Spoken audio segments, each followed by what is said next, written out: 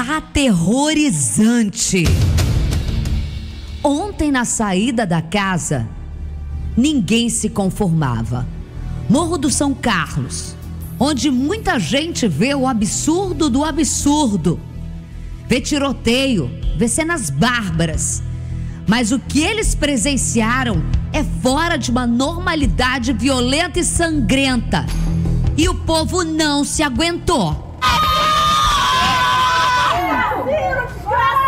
Maldito, tu vai morrer, pô! Pega ele! 2 meses voltam na história.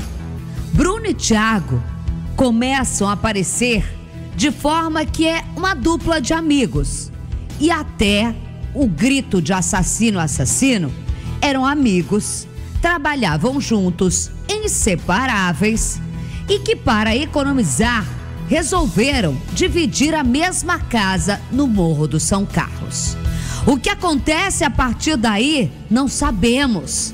A vítima em si, Thiago Lourenço Morgado, não está aqui para contar. Mas vizinhos perceberam pelos becos do Morro do São Carlos, mais conhecido como Beco do Perdido, que o Bruno, de uns dias para cá, começou a andar sozinho. Onde estaria Thiago? Algumas pessoas curiosas, e aí a gente tem que falar aqui aos curiosos, que levantaram toda a bola, perguntaram para o Thiago: onde está o Bruno? Ele titubeava e ele não sabia perguntar ou falar onde estava o Thiago, ao ser questionado Bruno. Começou então a desconfiança.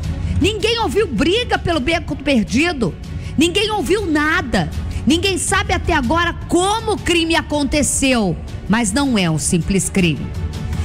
A polícia é acionada pelo desaparecimento de Thiago Lourenço Morgado. O que tinham em mãos? Que ele e Bruno eram inseparáveis, trabalhavam numa padaria, e que o Thiago não era mais visto pelo Beco do Perdido e nem no trabalho. A irmã do Bruno corre para casa e começa a questionar o próprio Bruno e abre a geladeira. Ao abrir a geladeira, acredite você, partes de corpos humanos. Algo de uma história do monstro já chamado do Beco do Perdido. Ela olha para o irmão e pergunta: foi você? Numa desespero de saber o que aconteceu. A gente tem esse momento em que ela encontra o corpo. Solta, Ezio. Você matou ele?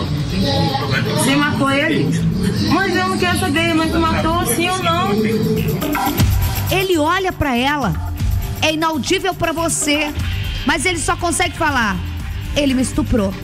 Mas numa calmaria de arrepiar, enquanto a geladeira tá aberta no beco, Felipe, com imagens que eu não preciso nem falar. A polícia chega e numa perícia rápida percebe também partes no liquidificador, na privada da casa, e em outros locais que eu não quero dizer, como panelas, minha gente. A gente foi tentar entender o monstro do Beco Perdido, porque não é um simples assassinato.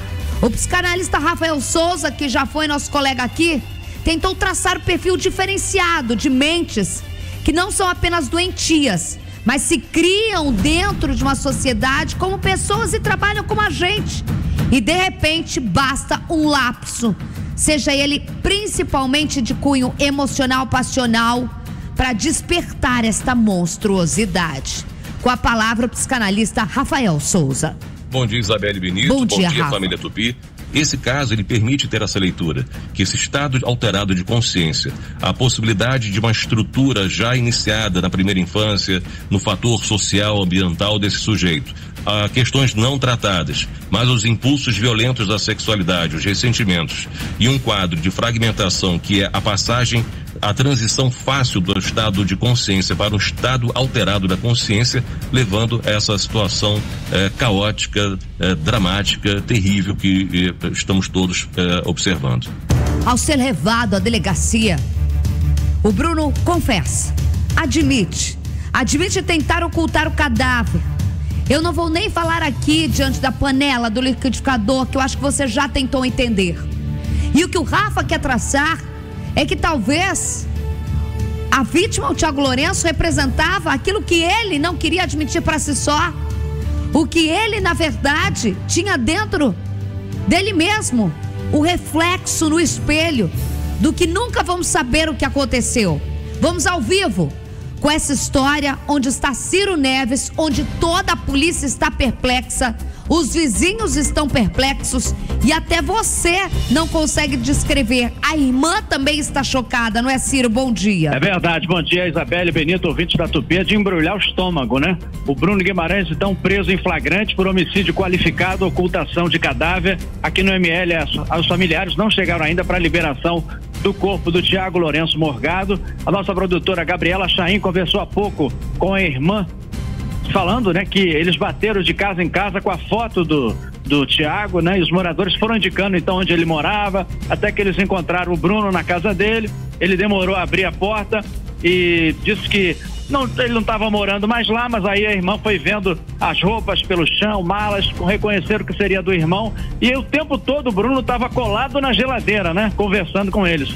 Até que de fato a ficha caiu, como você contou, e aí eles encontraram os restos mortais, portanto, na geladeira, ali espalhados, naquela situação macabra. Então aqui no IML do centro estão os restos mortais aí do Thiago, né? E a família vai levar os restos mortais, o sepultamento vai acontecer na cidade de Belo Horizonte, em Minas Gerais. Eu sigo aqui para conversar com os familiares, enfim, acompanhar as investigações desse caso macabro, como você disse, chocou toda a comunidade do São Carlos no Estácio, Isabelle. Por isso, se você me perguntou se tá feio ou tá bonito, o ser humano é muito mais complexo do que a gente pode imaginar, e tenho dito.